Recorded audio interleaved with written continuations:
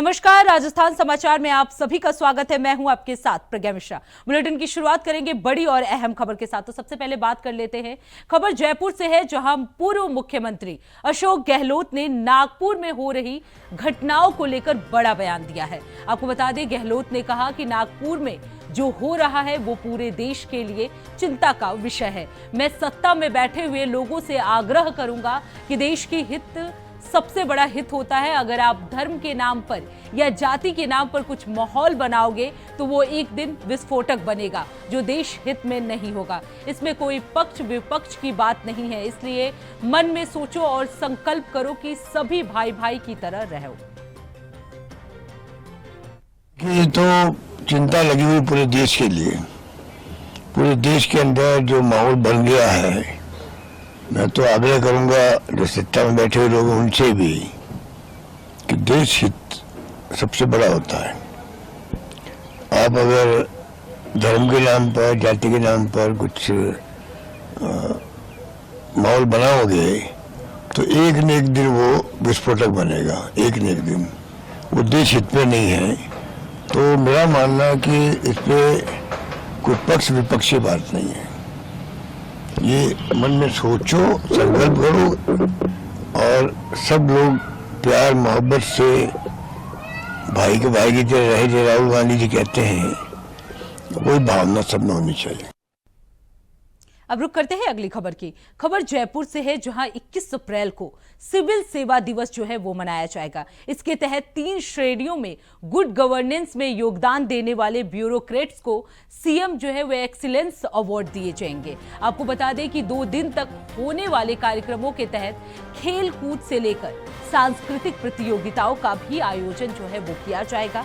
इसके आयोजन के लिए सीएम सुधांश पंत की अध्यक्षता में बैठक भी की जा चुकी है। तो आपको बता दें, 21 अप्रैल को सिविल सेवा दिवस जो है वो जयपुर में मनाया जाएगा। जितने भी ब्यूरोक्रेट्स हैं उनको अवार्ड दिए जाएंगे। इसके लिए प्रतियोगिता का भी आयोजन किया जाएगा। आपको बता दें, इसे लेकर कुछ दिन पहले बैठक भी की गई थी।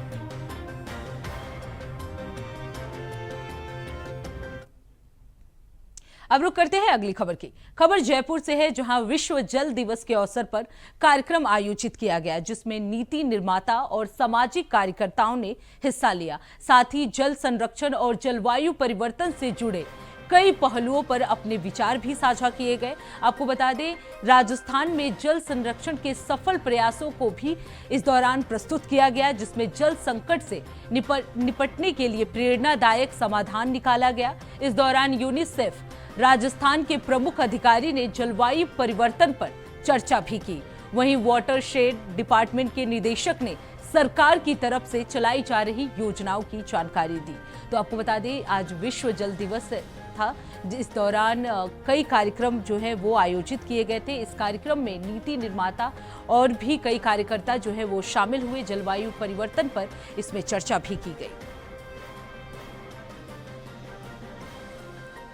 तो आज जलवायु परिवर्तन दिवस जो है वो विश्व जल दिवस जो है वो मनाया गया। इस दौरान कार्यक्रम का आयोजन किया गया, जिसमें नीति निर्माता कार्यकर्ता जो है वो शामिल हुए। कई महत्वपूर्ण विषयों पर चर्चा की गई। वहीं वाटरशेड डिपार्टमेंट के निर्देशक भी इस दौरान मौजूद रहे। उन्होंने सरकार की तरफ से चलाई जा रही योजनाओं की जानकारी दी। इसके साथ ही जलवायु परिवर्तन क्यों हो रहे हैं, इस तरह के अहम मुद्दों पर चर्चा की गई। आपको बता दें, इस दौरान कई पदाधिकारी भी मौजूद रहे। कई देश के कुछ जाने माने हस्तियां जो है वो भी इस दौरान मौजूद रहे। कार्यक्रम में नीति निर्माता और कार्यकर्ता जो है वो शामिल हुए। जलवायु परिवर्तन को लेकर यहाँ पे चर्चा की गई। तो आज पूरा देश जो है वो विश्व जल दिवस जो मना रहा है, इस दौरान ये बैठक की गई थी। अब रुक करते हैं अगली खबर की। खबर नागौर से है, जहां नगर परिषद बोर्ड की बैठक में बजट पर चर्चा की गई। आपको बता दें, इस दौरान पार्षदों के सवाल से खफा होकर नगर परिषद सभापति बैठक स्थगित कर सदन से निकल गए। आपको बता दें कि इस बैठक में पार्षदों ने शहर के विकास से जुड़े मुद्दे उठाए। पार्षदों का कहना था कि शहर के 7 वार्डों में कितना बजट कब खर्च हुआ, इतना सुनते ही सभापति ने सदन की बैठक जो है वो समाप्त कर दी, जिसके बाद पार्षदों ने हंगामा शुरू कर दिया। बताया जा रहा है कि नगर परिषद के इतिहास में ये पहला मामला है जब बजट में चर्चा होते वक्त कोई सभापति इस तरह घबराकर सदन से चली गई और बैठक जो है वो समाप्त कर दिया गया। तो आपको बता दें, नगर परिषद बोर्ड की आज बैठक हुई थी। बैठक में पार्षदों ने कई मुद्दों पर चर्चा की। इस दौरान सभापति जो है वो नाराज होकर बैठक स्थगित करके सदन से बाहर चली गई। तो नागौर का ये पूरा मामला है जहां बैठक में पार्षदों ने कई अहम मुद्दों पर चर्चा की, लेकिन जैसे ही चर्चा शुरू हुई सभापति नाराज होकर बैठक को स्थगित करके वहां से चली गई। आप नगर परिषद को आर्थिक नुकसान, सभापति खुद आर्थिक नुकसान, हर अपने एक एक पॉइंट से सभापति नुकसान पहुंचा रही है शहर को। सबसे बड़ी बात है, जिस पद पर वो है उसी विभाग को वो आर्थिक नुकसान पहुंचा रही है और कितनी आय हो रही है ये वो बताने के लिए बिल्कुल तैयार नहीं है। अगर आय नहीं हो रही है तो ये सभापति, ये नगर परिषद नागौर को नुकसान है। और सबसे बड़ा इन्होंने बजट ही पास क्यों कर रहे हो? हाँ, बजट ही पास क्यों कर रहे हो? आय आपके पास आय नहीं है। हर बजट में तो इन्होंने आय का होना बताया है। भाई इनके पास केस में खरबों रुपए का बजट जो है कि ना तो केस में, ना किसी धरातल पर है, ना शहर में 4 साल में विकास हुआ। बस ये कहते हैं कि फला जगह से हम ये करेंगे, वहाँ से पैसा आएगा तो हम बजट में लगाएंगे। अब रुक करते हैं अगली खबर की। खबर डिडवाना से है, जहां शहर के राजकीय जिला अस्पताल में कई दिनों से लिफ्ट जो है वो खराब पड़ी हुई है। आपको बता दें, लिफ्ट खराब होने से मरीजों को काफी परेशानियों का सामना करना पड़ रहा है। मरीजों को ऊपर जाने और नीचे उतरने में काफी परेशानियों का सामना करना पड़ रहा है। आपको बता दें, कई दिव्यांग और बुजुर्गों को सीढ़ियों से चढ़ना उतरना दिक्कत हो रही है, लेकिन जिला अस्पताल प्रशासन इस पर ध्यान नहीं दे रहा है। तो डिडवाना का ये पूरा मामला है। तस्वीरों में आप देख सकते हैं किस तरह से बुजुर्ग महिला को चढ़ने उतरने में दिक्कत हो रही है। लिफ्ट जो है वो खराब हो चुका है, जिसकी वजह से जो भी मरीज वहां पहुंच रहे हैं उन्हें काफ़ी परेशानियों का सामना करना पड़ रहा है। तो डिडवाना के राजकीय जिला अस्पताल का ये पूरा मामला है, जहां लिफ्ट खराब हो जाने की वजह से लोगों को काफ़ी परेशानियों का सामना करना पड़ रहा है।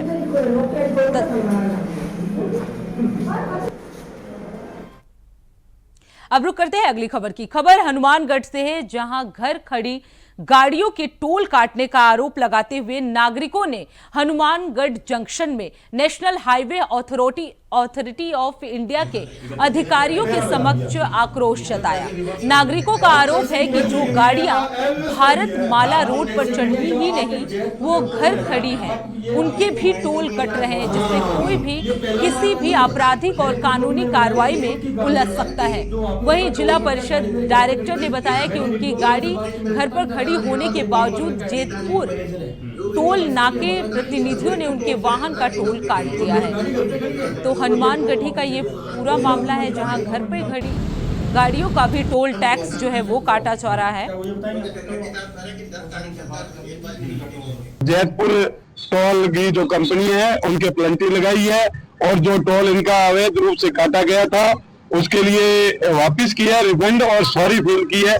हमने कहा भी इस तरह की कोई अप्रिय घटना हो जाती है तो हमारे तो हम वैसे भी कानून के दायरे में आ जाएंगे। ये आपके लिए सड़क घटिया बना दी, टोल तो ढंग से ले लो। रुक करते हैं अगली खबर की। खबर भरतपुर से है, जहां ट्रेन में यात्रा करते समय अचानक एक युवक की तबियत बिगड़ गई। आपको बता दें, इस दौरान युवक को आरपीएफ ने बयाना रेलवे स्टेशन पर उतारकर इलाज के लिए राजकीय अस्पताल भर्ती करा दिया। आपको बता दें कि युवक नेशनल कबड्डी चैंपियन है। युवक खिलाड़ी को मथुरा से ट्रेन से कोटा जा रहा था, तभी रास्ते में सीने में तेज दर्द उठा, जिससे उसने अपने परिजनों को बताया। फिर परिजनों ने आरपीएफ पुलिस को सूचना दी, जिसके बाद आरपीएफ की टीम ने बयाना रेलवे स्टेशन पर युवक खिलाड़ी को ट्रेन से उतारकर इलाज के लिए अस्पताल में भर्ती करा दिया।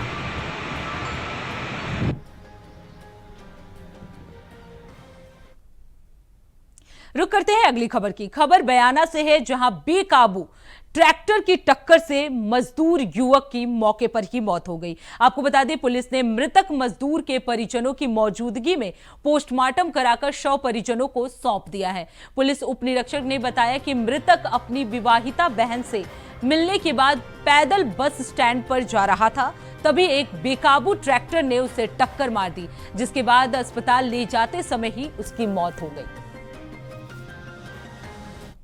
ये मदन मोहन लड़का है जो कि परशुराम का लड़का है, जो नंगलारोदा का है। उम्र इसकी 24 साल है और शाम को ट्रैक्टर से इसका एक्सीडेंट हुआ है। जो ये सिंघाना खेड़ा जो गांव है, इसके अंदर कहीं ट्रैक्टर आ रहा था, उससे उसकी टक्कर लगी, जिससे उसकी मृत्यु होगी।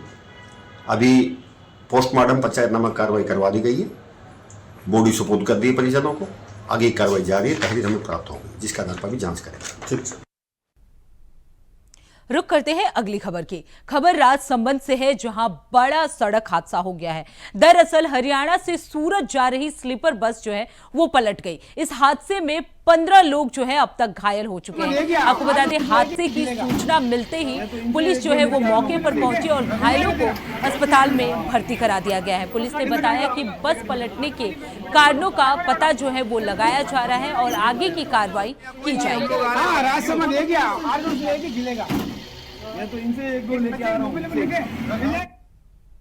रुक करते हैं अगली खबर की। खबर जयपुर से है, जहां भ्रष्टाचार के मामले को लेकर चर्चाओं में आई राजस्थान मेडिकल काउंसिल में चेयरमैन की नियुक्ति नहीं होने से अब रोजमर्रा के कामकाज भी अटकने लगे हैं। आपको बता दें, काउंसिल में 2 महीने से चेयरमैन का पद खाली है। अब इसे चिकित्सा विभाग की अनदेखी कहें या पिछले दिनों व्यवस्था में किए गए बदलाव का असर, जिसके चलते काउंसिल में चेयरमैन की नियुक्ति जो है वो नहीं हो पा रही है।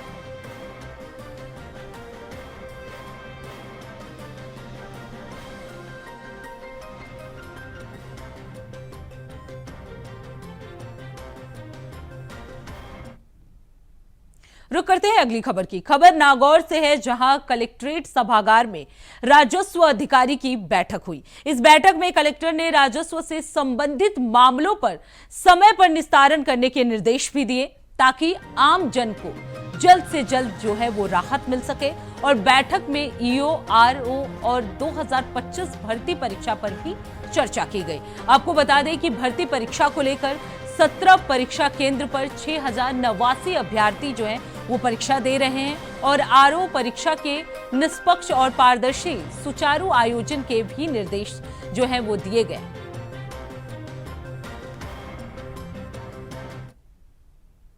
रुक करते हैं अगली खबर की। खबर जोधपुर से है, जहां भ्रष्टाचार निरोधक ब्यूरो की टीम ने कार्रवाई को अंजाम देते हुए 15,000 की रिश्वत लेते लेक्चरर को रंगे हाथों गिरफ्तार कर लिया है।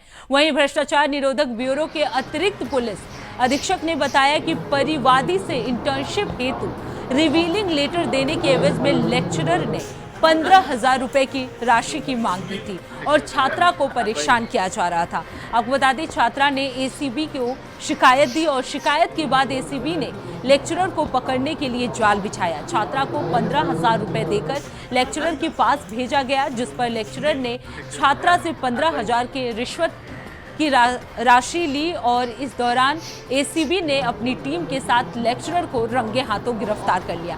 फिलहाल एसीबी इस पूरे मामले में जांच कर रही है।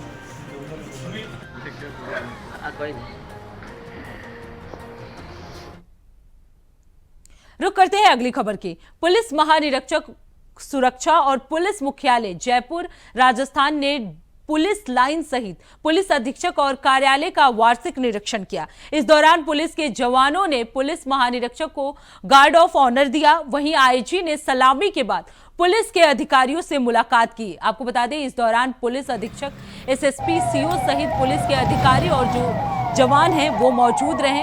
इस दौरान आईजी ने पुलिस की कार्य प्रणाली, पुलिस लाइन परिसर के सामने रख रखाव और आरआई कार्यालय, संचित निरीक्षक कार्यालय और एमटी शाखा सहित विविध स्टोर्स का भी निरीक्षण किया।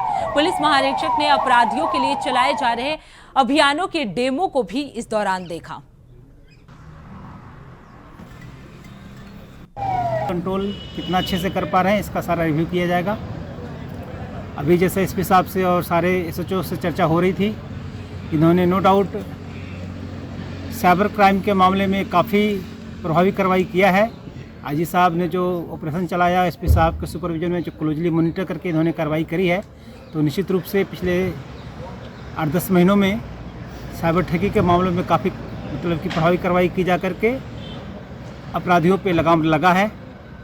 और जैसा बता रहे थे कि काफ़ी पहले हमारा इस मेवात इलाके में अव्वल दर्जे में हमारा देश भर में नाम था, अब हमने उसको काफ़ी मैंने कि 75-80% तक कम कर लिया है।